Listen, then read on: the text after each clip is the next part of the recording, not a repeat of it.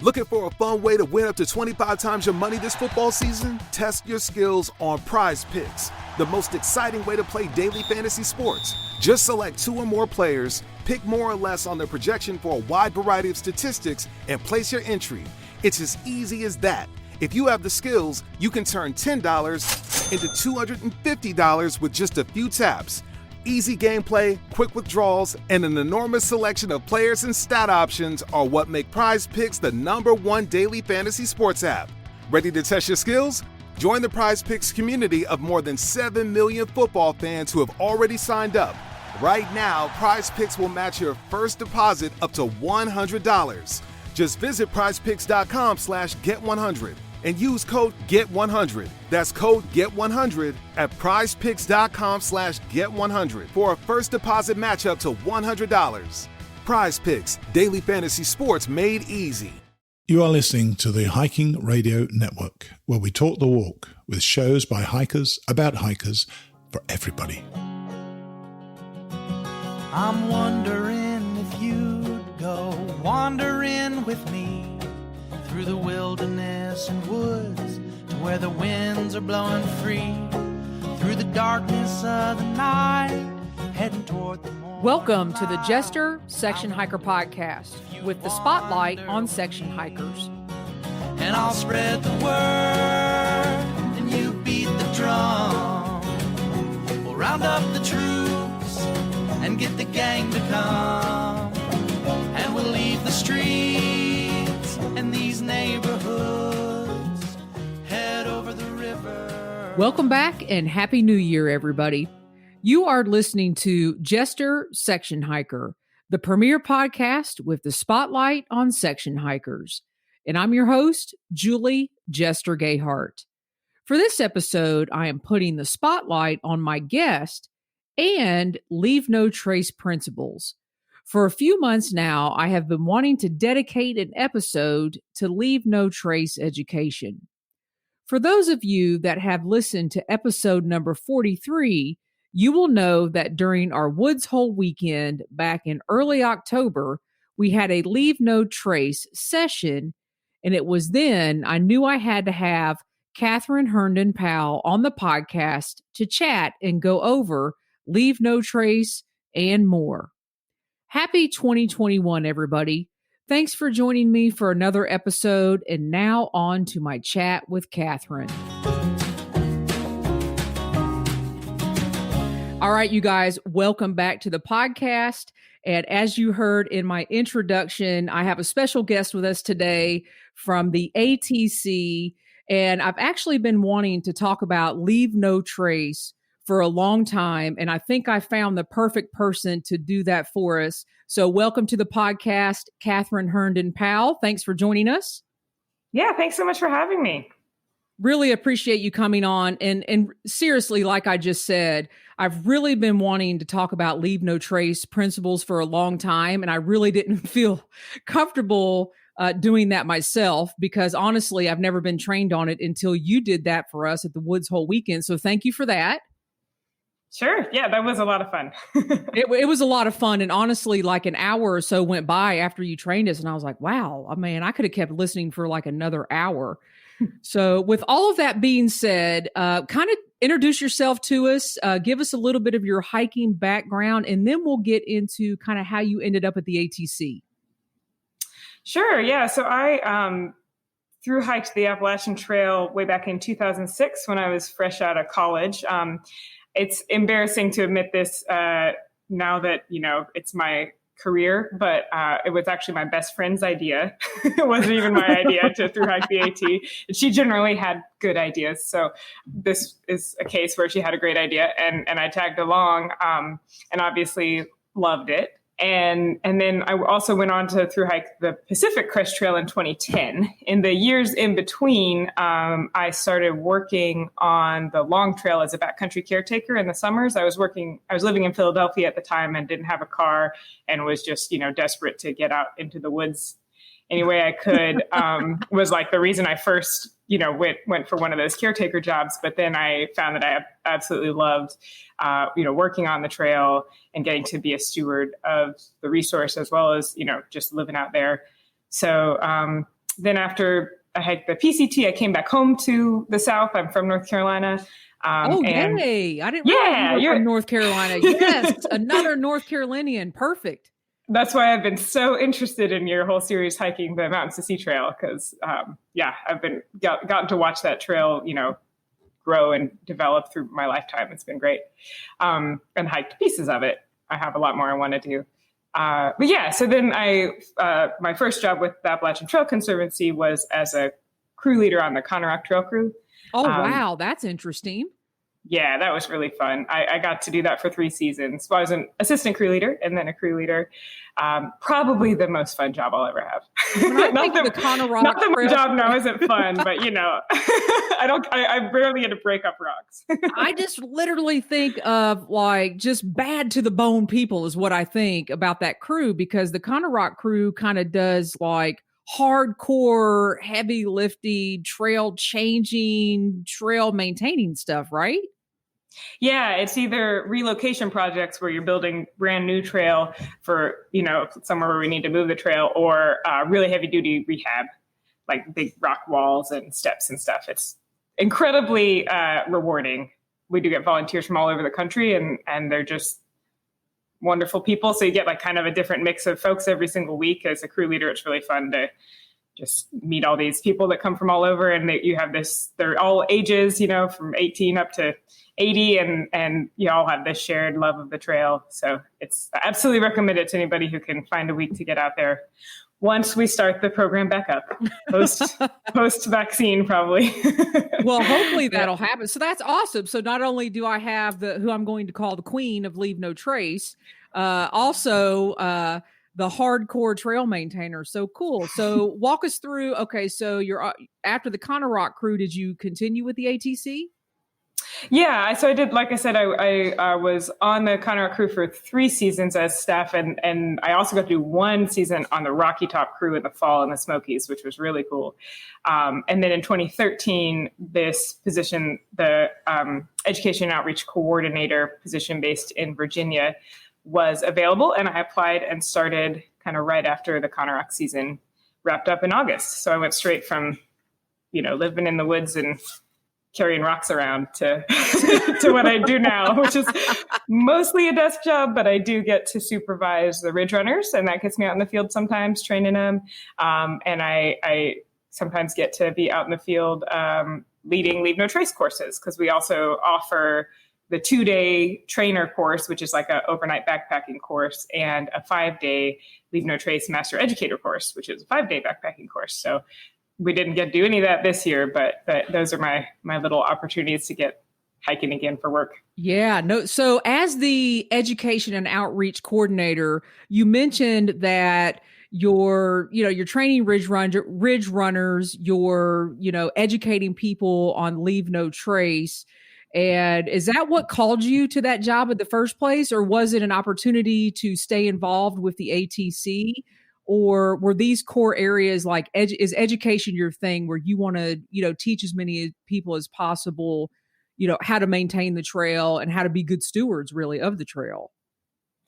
Yeah, it was really, and it's 7 years later, I still just feel so fortunate to have found this position and for what I get to do every day, because prior to working for ATC, I was working all winter with kids, and generally as like in after school programs or as a tutor, and then working in the summers on the trail. And they were kind of 2 completely separate jobs. And I was always moving around multiple times a year.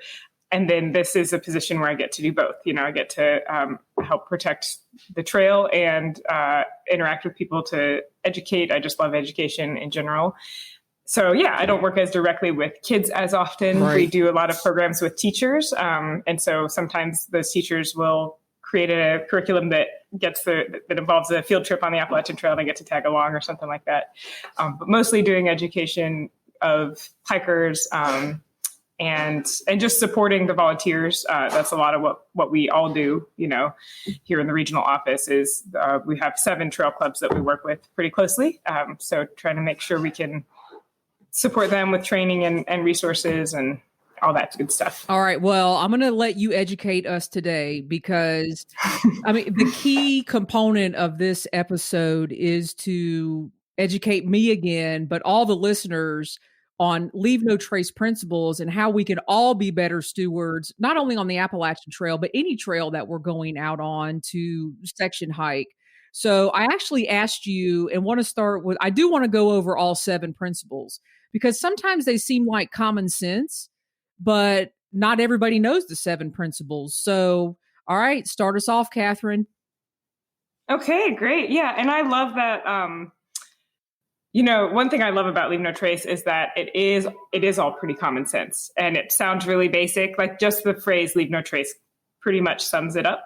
But if you are interested, and the more time you spend outdoors, the more interested you get. Usually, you can really dive in deep and find out about all the research behind, like the specific practices that the Leave No Trace Center for Outdoor Ethics recommends, and all the research behind it, because there's a lot of science that goes into it. It's not just kind of guesswork. So in broad strokes, Leave No Trace is just about, leave only footprints, take only pictures, kill nothing but time, just generally trying to minimize your impact on the environment as well as on the experience of the next visitor. And then when you get a little deeper than that, there are 7 principles. So I'll just jump into the first one. Yeah, I say go for it. Yeah. I mean, yeah. Okay, so the first principle, leave no trace, and too bad we're on the radio or on the podcast, so I can't do all my little hand gestures. I was just getting ready to go through them. So, yeah. Yeah. Your audience will just have to sign up for an in-person Leave No Trace course if they want to do that. You can Google them too. But the first principle is plan ahead and prepare. And that is the first principle because if you don't do that, you're not going to be able to do the other 6 principles, right? Like if you don't bring the right equipment, then you might get yourself into trouble. If you may be in an area where it's not safe to have a campfire, but if you didn't bring enough warm clothing, maybe you're going to be tempted to have a fire to stay warm. Or if you didn't bring a trash bag to pack out your sticky apple core, you're going to be tempted to throw it into the woods. So just planning ahead with the right equipment will help you minimize your impact, as well as knowledge and research, right? Planning ahead is also having a map and looking at it, knowing how to use it, a map and a compass, and checking on the weather forecast, checking on the local regulations, all that kind of stuff. And I think now, especially in COVID times, it's extra important to do maybe another step of research just to find out if where you're going is a really popular destination, because we're seeing, 200% increases in some areas of day hikers, especially like places like McAfee Knob, Mount Rogers here in Virginia, are seeing just huge increases of people, but we're not seeing that same increase necessarily in the more remote, kind of quieter sections of the trail. So if it's a holiday weekend, or maybe if it's just a weekend period in the spring or the fall, if it's really beautiful weather and it's October or May or something, then you might want to plan your hike, especially if you're doing like a longer section hike. Maybe you can plan it so that you pass through McAfee Knob on a Tuesday instead of a Saturday, That's kind of another level of research and planning that can help us all spread our impact around a little bit more, so we don't have the pressures that happen when you have like 50 people all trying to stay at the same shelter. And I think too, for section hikers, especially, is our vehicle, because 9 times out of 10, we may not be getting dropped off. We may be leaving a vehicle. And what I'm starting to see is there's no parking spaces in particular areas. And then, maybe it is a good idea to plan as a section hiker to get dropped off. And maybe leave your car at a hostel or something like that. Yeah, absolutely. And I do want to put a plug in for atcamp.org, our registration system where you can register your hike. And you can use that for a hike of any length, whether it's just an overnight or, months long, obviously. And we always, for at least 5 years now, have been asking thru hikers to register their start date. But that is a tool that the more people use it, the more useful it becomes, because if we all register where we plan to sleep, any given night, then we can see how many other people are going to be there. And that gives you the opportunity to shift your plans. Maybe you were going to go southbound, but you decide to go northbound or something like that. If it turns out, whoa, looks like there's going to be like 2 or 3 different scout troops there that same night. Nothing against the scouts. I love you, but I don't want to go there. I know. And it's always such a unfortunate surprise, and so this is hopefully the more we can get the word out, especially to those big groups, to use that tool and register their plans, but even just individual hikers, it can help us spread ourselves out in space and time. Because we do see, a lot of places where there's a lot of camping impacts. And this leads me right into the second principle, travel and camp on durable surfaces. We see that sometimes that site creep, where the area around a shelter where you see, there's no vegetation. Sometimes it's just bare soil. Sometimes it's just where everything's kind of been trampled and picked clean. That area expands when there's too many people camping there, more people than the site can hold. Then people are forced to find new tent sites, and we call it site creep. Like the site just gets bigger and bigger and bigger. If it's in a flat area, especially. Yeah. And I think, I can picture places right now in my mind where I've seen that happening. And sadly, I've probably camped at some of those places, and several people, a lot of people have, but not thinking that what you just said, that it will creep. I'm thinking it's a flat tent spot, and that's where I'm going to put my tent.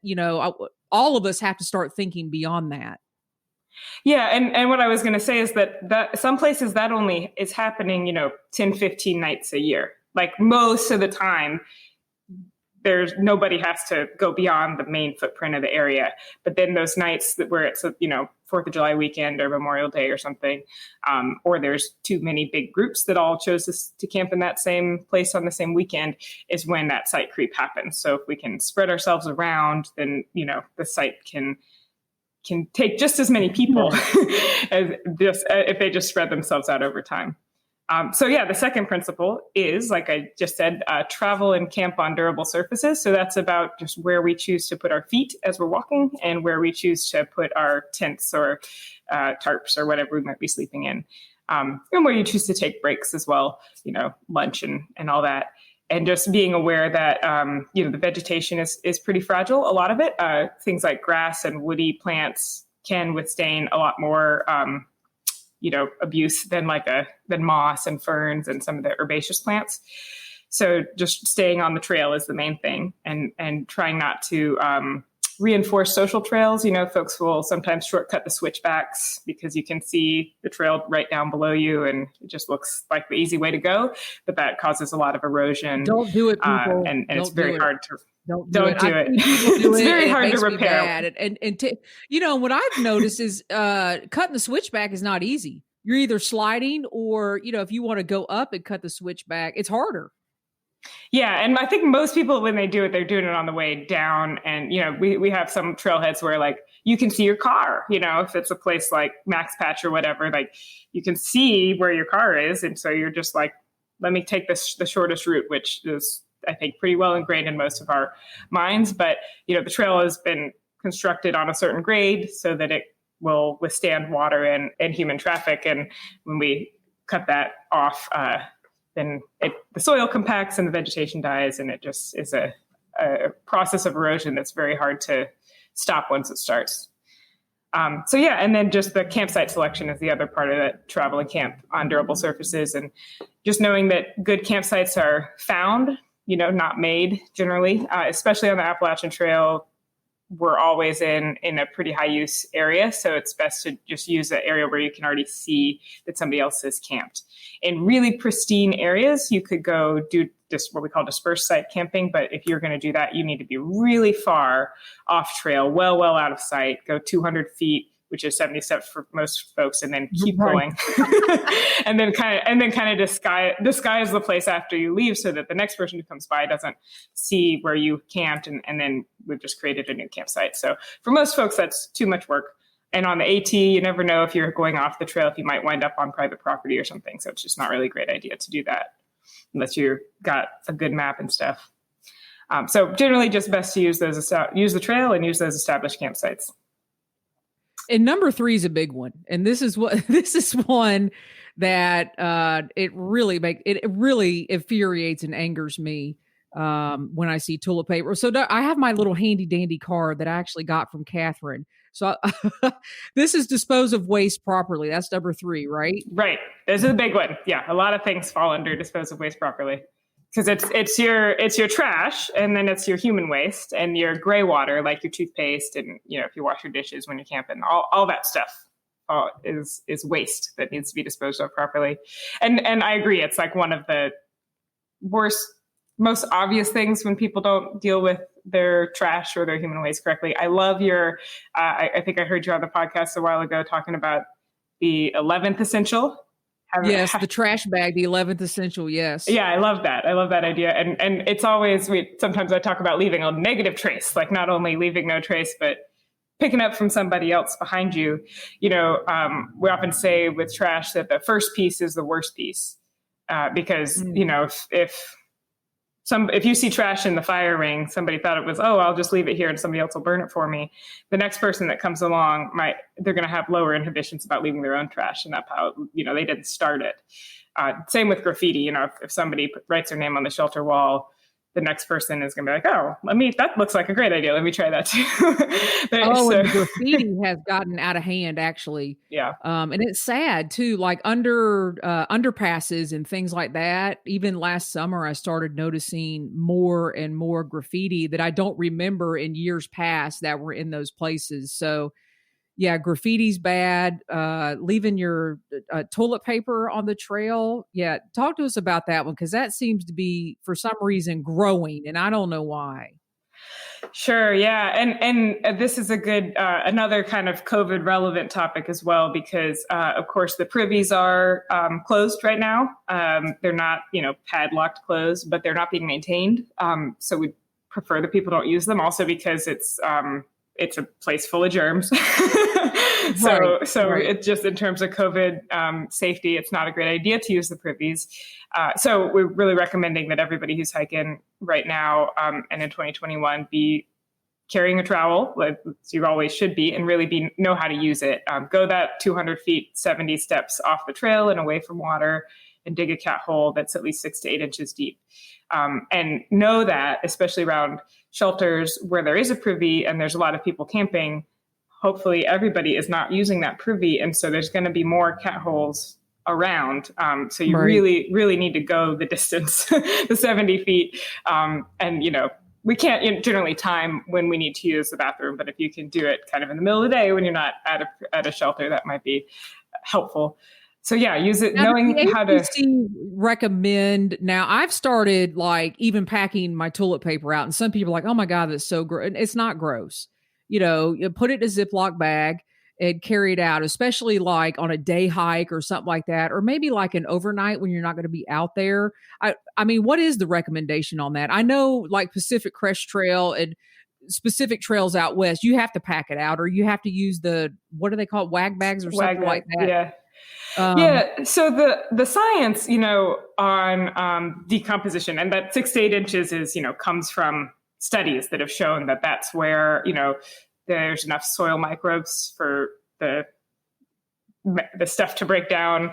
But it's deep enough that animals won't dig it up, and that, nobody is going to be able to smell it or step in it or whatever. So the science shows that in a relatively moist environment like we have in the Appalachians, there's enough rainfall that the toilet paper will break down eventually. It is the last thing to break down. It does take longer. And if you don't dig your cat hole deep enough, then it often gets unearthed by wildlife, and that's just an eyesore. Sometimes, women, especially if you're peeing, you might use toilet paper and then stick it under a rock or something. That's not okay. You should definitely pack that out. Or if you blow your nose. So sometimes you see toilet paper and you're like, I don't know if that's got poop on it.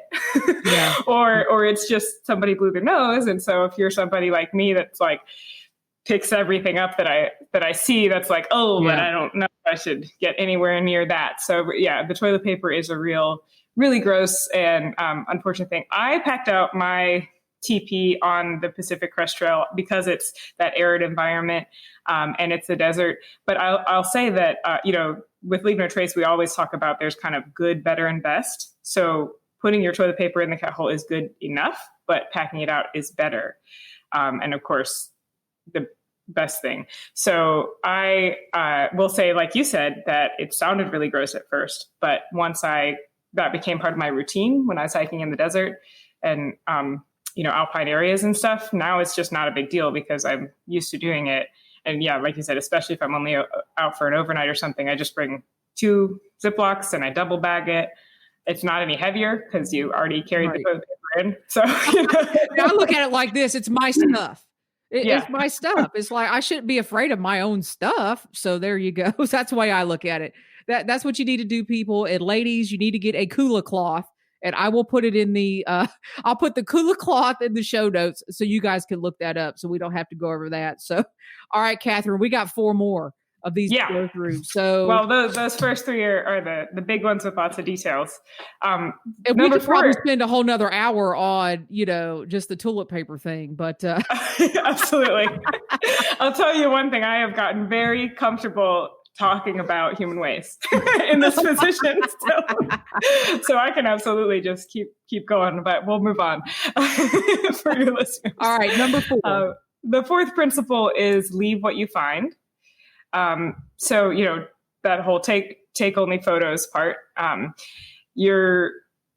we always want to remember that natural objects, like if you find, antlers or a turtle shell or even like a really cool, rock by the creek or something, they derive their power from the environment and they always, are more meaningful in the place. So when you take them home as a little keepsake, I don't know if you ever had, as a kid, I would always bring home shells from the beach and then just put them in a drawer and they don't look as cool. Like, you forget about them.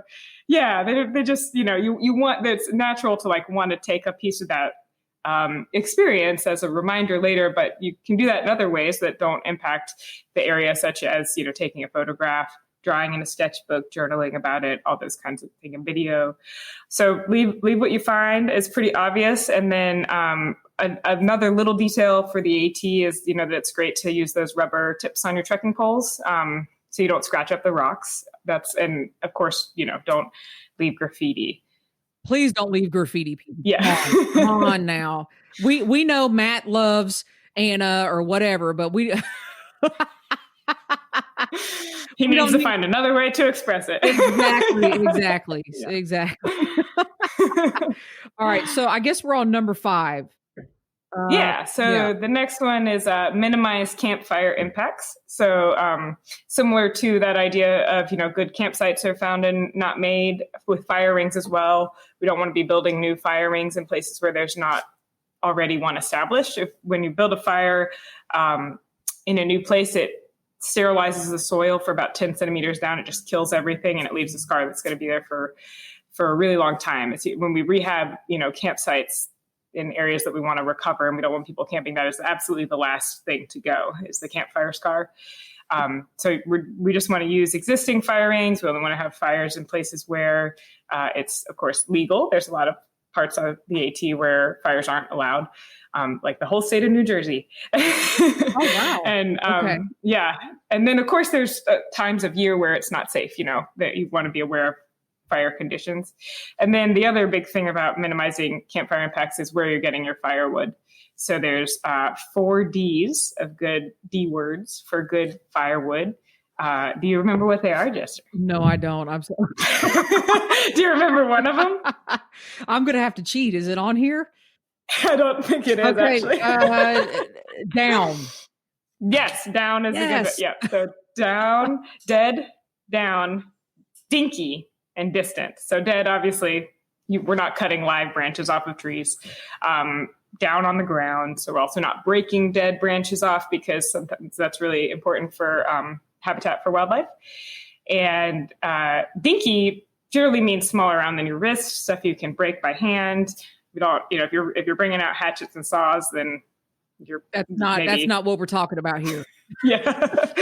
And that's for trail work. That's for, stewardship. That's for the Conrock crew, people. Leave it to them, okay? and then distant is kind of that next level, good, better, best kind of thing. If when we have a high use site, often there's like, you have to go really far to find a stick of firewood, right? Because it's already been picked clean.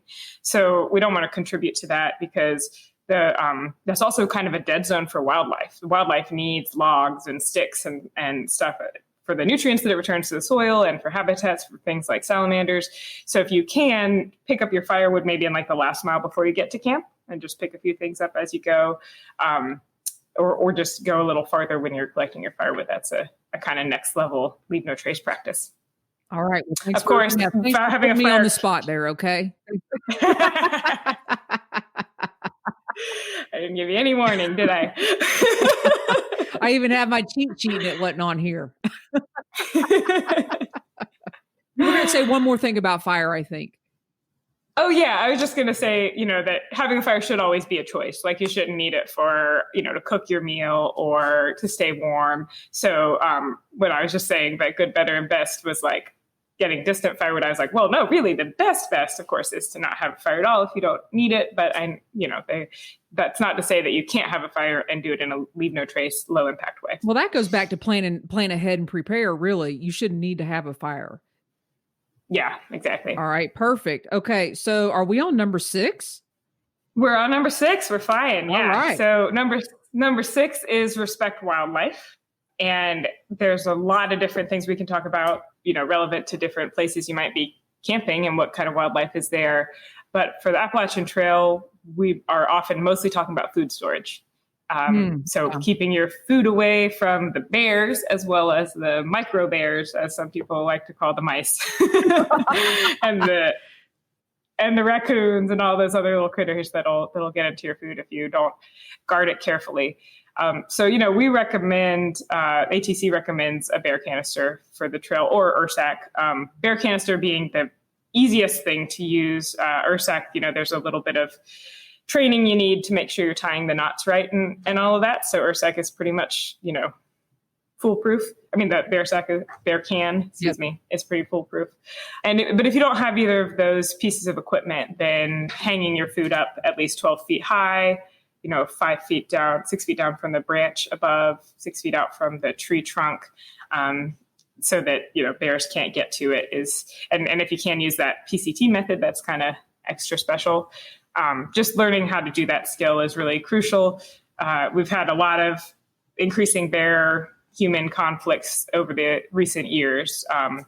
Here in Virginia, we've been dealing with it down in Mount Rogers and around McAfee Knob. Basically everywhere that there's a lot of hikers. We have an increasing bear population, which is fantastic for the ecosystem.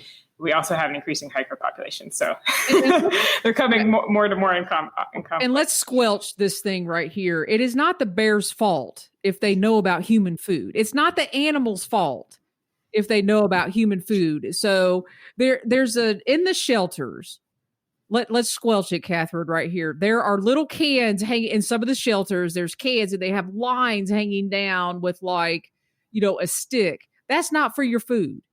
No, that's not for your food. And I think, 10 years ago, maybe that was okay most of the time because, it'll foil a mouse. And if you don't have a bear in the area that's been exposed to human food, then, that bear is probably not going to come into the shelter while someone's sleeping in there because they are naturally afraid of humans. But what we're seeing more and more is that bears are getting access to human food. And it may not be that somebody, left their food out for them, but they are getting, there's videos from national parks like Shenandoah where on campsites where after all the people leave, the first thing the bears do is go to the fire ring because folks have thrown their food in there or even just trash that still smells like food. They have amazing sense of smell. So they go and they're going to investigate everything. We had a bear when I was on the trail crew in the Smokies that tore up a can of gasoline, like a plastic, gas can, because it just smelled interesting. Like they're just curious, just like dogs, they have great sense of smell and they're going to chew on and anything they find. And the more rewards they get for that behavior, the more they, get to taste peanut butter and tuna and all that good stuff, the more, the lower their inhibitions are going to be to come into the shelter or to come close to people. So, those those little sticks in the shelter are a great place to hang your wet pack on a rainy day and let it dry, but not for hanging your food. All right, so we have squelched it here on the podcast. That is not. Remember this, people, when you get to the shelters, it's not for your food. All right, so number 7. Yeah, let's bring it home. So the last one is be considerate of other visitors. And sometimes people think like, oh yeah, okay, I get it, be nice. And that's the last one because it's like not the most important. But it's actually, that's not the reason. It's very important. And it's the last one because if you've done the other 6, then you've already done a lot to be considerate of other visitors because you are protecting their experience by, protecting the plants and the animals and the experience that you had. Hopefully they can have the same. So a few other things we like to mention, though, is just, to let nature's sounds prevail. So, try not to be really loud if you're in a group or you're having a conversation. Maybe the trail is not the best place to have like that shouting FaceTime conversation with your mom. Or, people, I'll tell you, everybody's got something in the Leave No Trace guidance that they're like a curmudgeon about, like that really gets under their skin. And I'll say mine is the Bluetooth speakers. Oh man. The hikers that are just like, hiking with it, or they pull it out as soon as they get to the shelter and you're at the shelter and you're like, oh, okay, I guess I'll move. Because first of all, it's just really poor sound quality. Like even if I like the music that they're playing, it's like really tinny. And anyway, of course, there's an easy alternative to that, which is just to wear earbuds and headphones, and you'll hear, it'll sound better to you, and no one else needs to hear it. And then there's also just generally, being friendly, being courteous, yielding to others on the trail. I think for section hikers and for any long distance hikers, it's great to just always have that reminder that the trail belongs to everyone. It's best known as a trail for backpackers and folks who are camping. But when you encounter those day hikers, those folks who, they might not be wearing all the Gore-Tex and they might only be out for a mile or two, but this might be the only time they get to set foot on the Appalachian Trail this year. And they have just as much right to that experience as you do. So, don't hog the overlook. Don't sit there and eat your lunch if they want to take a photo, that sort of thing. Just remembering that. And then hogging the overlook is a really good one to bring up. Thanks for bringing that up because that gets all, I mean, it's the selfies at the overlooks. It's like the on and on. It's like, okay. Stop it, people. Yeah. Stop. Take one and keep moving. Yeah, I guess I'll give you grace if you're like still taking photos, although sometimes people will take a really long time to take their photos, but it's the people who just like sit there and they don't realize that they're in your shot, because they're just like eating some crackers or something. And it's very awkward to be like, hi, do you mind? I was trying to get a picture of this unbroken wilderness. And, exactly. And we're laughing because I mean, literally I can picture places where this has happened and the listeners can too, but in all seriousness, it's like, just be respectful, really, right? Yeah, absolutely. And also, I don't think that most section hikers probably need this reminder, but for through hikers, I always like to remind them that to be family friendly, because folks do forget that kids and families are out on the trail, and through hikers, once they've been out there for a few months, sometimes get a little rough with their language and, that sort of thing. So just remembering that there might be an 8-year-old around the next bend. Definitely something to think about because I myself have been, when a group of people get on the trail, you're talking, you're not really thinking through maybe like you just said, somebody that's coming around the bend. So we could all focus on that, I think. Most definitely. Okay. So Kathryn, where does somebody go who's listening to this like me? Okay. You've gone over the 7 principles and there's way more to these 7 principles, and you've kind of hit the highlights and given us some valuable information. But if I want to go get Leave No Trace certified, where do I go? How do I do that? Yeah, so the place to start is lnt.org. That's the Leave No Trace Center. Leave No Trace is coordinated by a nonprofit that's based in Boulder, Colorado, the Leave No Trace Center for Outdoor Ethics. And like ATC, you can become a member. So I definitely recommend becoming a member. They do great work, and they are always, I love getting their email newsletter, because they're always putting out these fun little videos and letting you know when they have new research and stuff like that. There is an online awareness course. So there's kind of 3 tiers of advanced Leave No Trace training you can go through. An awareness course could be like what I did with you guys at Woods Hole, at the Woods Hole weekend, that is, maybe an hour, maybe half a day, just getting the overview of Leave No Trace. And then there's the 2-day trainer course and the 5-day master educator. So you can do an awareness course online, and they have a great little online system to do it through. And then you get a certificate you can print off at the end, which is always rewarding. These cards, man, this is valuable. I love this thing. I'm holding it up like the listeners can see it. I mean, really only Kathryn can see it right now. But is this something the ATC does? Do people have to go through the education outreach training? The one you've got there is one that ATC, it's got the Appalachian Trail Conservancy logo on one side and the cool, the elliptical triangle symbol on the other for the AT. So these are specific, an ethics card specific to the AT, but it's very similar to the general kind of hiking and backpacking one. The cool thing about these ethics cards, if you go on LNT.org, you'll see there's dozens of them, and they're all different colors for every different type of activity. So there's an ethics card for, rock climbing or mountain biking. Oh, that's really cool. Yeah. And different environments too, like alpine areas, Western river canyons, all that kind of stuff. They have specific guidance for fishing and for geocaching and everything. So you can get a little hang tag for that directly from the center for any type of activity you might do pretty much. But we do give these out on Leave No Trace courses that ATC runs. So like I said, I get to teach a few of those a year in a normal year. And we usually offer. And we don't know if 2021 is going to be normal either. So hold tight for that, people. Yeah. So if you want the one with the AT on it, you pretty much have to come to an in-person course or an event. Sometimes we'll be doing just the quick awareness workshops at places like Trail Days or other festivals. But they're similar to, folks might know the little, triangle tags that the thru hikers carry. We always highlight one Leave No Trace principle on the back of there. There's not a lot of space to get more info in there, but we kind of cycle through the principles on those. Oh, that's cool too. We're not going to talk about those tags. Yeah, I know. I don't know why I even brought it up. I'm not going to do it to you about those tags, okay? I'm sorry I brought it up. So listen, you have given it, like I said earlier, extremely valuable information. And I feel like people can listen to this several times, and I probably will myself, just to get ingrained those principles. But are there other resources that are out there for hikers? I know the ATC has been adding, different things on their website. So specifically for section hikers or anybody going out, what do you recommend that they go to? Yeah, so we, because of, COVID and everything this year, we've really beefed up our online resources on our website, which we already had a lot of great stuff, but we kind of collected it all into what we're calling the Hiker Resource Library. So if you go to AppalachianTrail.org, there's a kind of a little tile right there on the homepage that'll take you right to the Hiker Resource Library.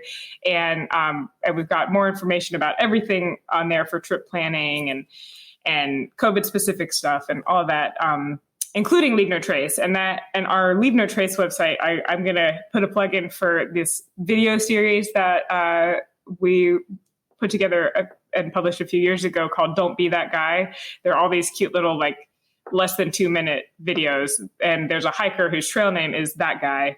And and of course, he is always being that guy that does not do the most Leave No Trace thing. So they're pretty funny, and that's a fun way to learn more if you want to. We're also doing hosted sessions right now, which is something I've been doing a lot of, where we're doing online webinars for hiker info about different topics. And each one starts with a 15-20 minutes of just overview for 2021, all the things people should be thinking about if they're planning a hike for next year. And then we dive into specific topics like, planning a flip-flop hike or safety or, really diving into like, how do you pick a good campsite? Because that's something we anticipate will be an issue next year with people not sleeping in shelters, they're going to need to know a little more about how do you identify a site that is a durable surface when there's not as many options. Right. So I'm hearing that probably continuing in 2021, the privies and the shelters, I guess in particular areas, will remain closed. I guess, is that what you're saying for 2021 as of right now? Yeah. And, it's, of course, all those closures are coming from the land management agency. So because the trail goes through 87 different jurisdictions of different types of land, different units of the National Park Service, the National Forest Service, state lands, state game lands, state parks, all those different entities have made different choices about how much they close or don't close. And so for right now, where I am in the South, it's convenient because most of the trail is in the National Forest, and the National Forests down here have kept the privies and shelters all closed, so it's less confusing. You don't have to look up as much. But regardless of what the actual agency has decided to do, until there's an effective, widely available vaccine or treatment for COVID-19, it's not going to be a good idea to sleep in a shelter, because even if you get there and you're the only one there, you don't know who might be showing up that night. You could easily wind up, sharing airspace with a stranger all night long. And so that's just never going to be a good idea during COVID times. So regardless of whether or not it's closed, it's not super smart thing to do. And, we haven't changed our guidance at ATC. We're still saying that it's not, especially safe or advisable to do any long distance hiking, that the safest thing would be for folks to continue to put those plans on hold until we get to the other side of this thing. But we realize that it appears that people are still going to go hiking. And so we want to minimize the risk by getting information out there as best we can to help folks at least be thinking through, how they get to town and then what they do in town and all that, so that hopefully we can avoid having any outbreaks that are being spread by hikers or among hikers. All right. Well, that was more valuable information. I'm going to keep saying that. More valuable information. And people need to be thinking about this because, it's hiker season where it's the holidays, it's the new year. People are starting to plan, hey, what am I doing in 2021? And the more information we have where we can make a decision as hikers, the better. And that's the best way I'm going to say it. And I want to end this. You're going to end this for us here in a second. But will you give us some examples? Like I have a can of Sprite, like right here, and, some garbage and trash. You did this thing with us at the Woods Hole weekend where you gave us, pieces of garbage, from a plastic bag to a piece of paper to glass. And there were several other items. And you had us line up in order of what we thought, how many years, it took, or the time frame for that stuff to like disintegrate back into the earth. So give us just a couple of examples, maybe like a really bad one that takes forever and something that takes the least, maybe.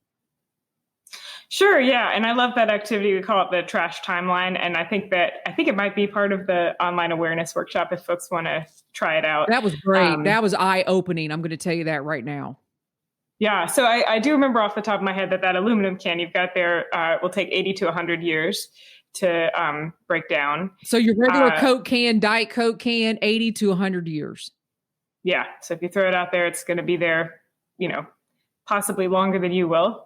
Unbelievable. The one that always surprises folks. So we always have, at the quicker end of decomposing, I usually have a unwaxed, just regular piece of paper and an orange peel or a banana peel.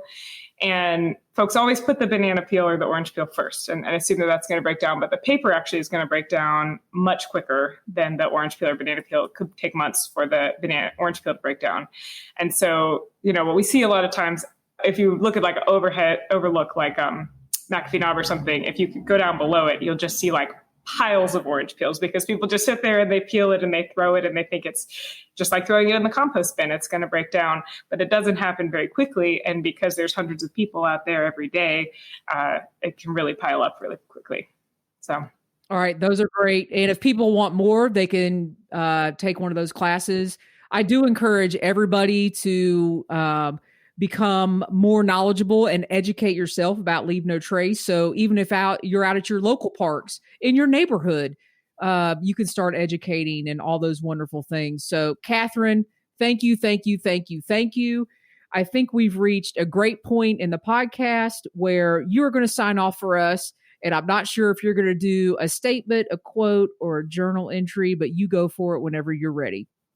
I'm going to read this quote that I love by Edward Abbey. So it's a bit of a paragraph. I hope that's all right. Not a problem. He says, one final paragraph of advice. Do not burn yourselves out. Be as I am, a reluctant enthusiast, a part-time crusader, a half-hearted fanatic. Save the other half of yourselves and your lives for pleasure and adventure. It's not enough to fight for the land. It is even more important to enjoy it while you can, while it's still here. So get out there and hunt and fish and mess around with your friends, ramble out yonder and enjoy the forest, climb the mountains, bag the peaks, run the rivers, breathe deep of that yet sweet and lucid air. Sit quietly for a while and contemplate this precious stillness, the lovely, mysterious, and awesome space. Enjoy yourselves, keep your brain in your head and your head firmly attached to your body, the body active and alive. And I promise you this much. I promise you this one sweet victory over our enemies, over those desk-bound men and women with their hearts in a safe deposit box and their eyes hypnotized by desk calculators. I promise you this. You will outlive the bastards.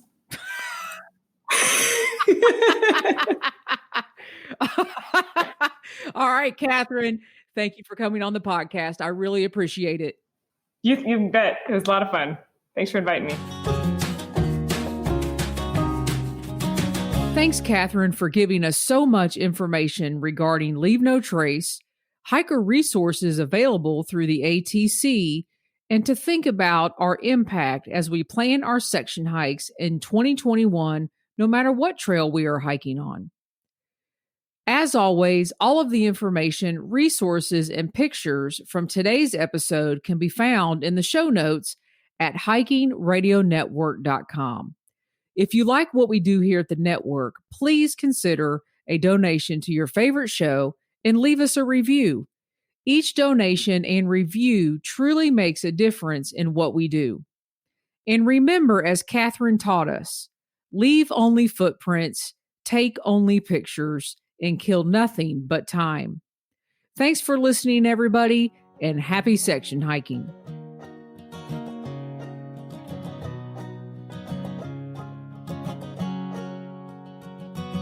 I'm wondering if you'd go wandering with me through the wilderness and woods to where the winds are blowing free, through the darkness of the night, heading toward the morning light. I wonder if you'd wander with me, and I'll spread the word and you beat the drum. We'll round up the troops and get the gang to come, and we'll leave the streets and these neighborhoods, head over the river and through the woods. You're wondering if I go wandering with you, what kind of trouble we'll get ourselves into. Would it be wrong to tag along with a band of vagabonds? You wonder if I'd wander with you. So I'll spread the word and you beat the drum. We'll round up the troops and get the gang to come, and we'll leave the streets and these neighborhoods, head over the river.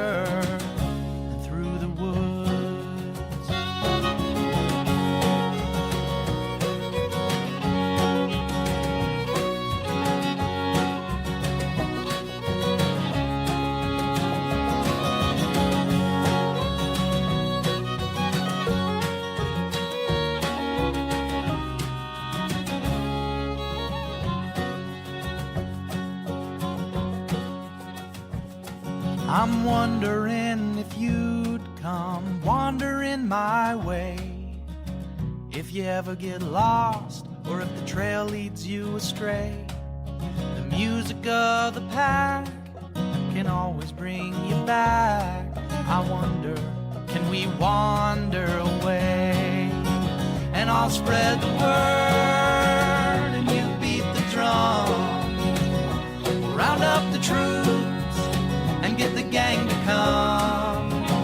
And we'll leave the streets in these neighborhoods, head over the river and through the woods.